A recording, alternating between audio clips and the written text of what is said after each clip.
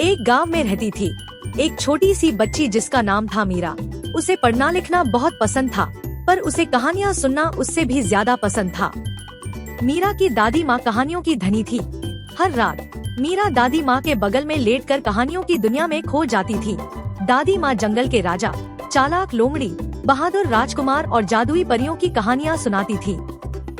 एक दिन मीरा बीमार पड़ गई। वह इतनी कमजोर थी कि बिस्तर से उठ भी नहीं सकती थी। मीरा को बहुत दुख हुआ कि वह दादी माँ की कहानियाँ नहीं सुन पाएगी। दादी माँ मीरा के कमरे में आईं और उसके पास बैठ गई। मीरा ने उदास होकर कहा, दादी माँ, काश मैं आपकी कहानियाँ सुन पाती। दादी माँ मुस्कुराईं और बोली, चिंता मत कर मीरा, तुम्हें कहानियाँ सुनने के लिए उठने की जरूरत नहीं है। दादी माँ खिड़की के पास गई और एक पेड़ की ओर इशारा किया। वह पेड़ मीरा के घर के पीछे था। दादी माँ ने कहा, वह पेड़ कहानियों का पेड़ है। हर रात जब हवा चलती है तो पेड़ की पत्तियां कहानियां सुनाती है। मीरा को विश्वास नहीं हुआ। उसने ध्यान से पेड़ की ओर देखा। पेड़ की पत्तियां हवा में सरसरा रही थी। मीरा को लगा कि वह पत्तियों की सरसराहट में कुछ कहानी सुन सकती है। मीरा ने आंखें बंद कर ली और ध्यान से सुना।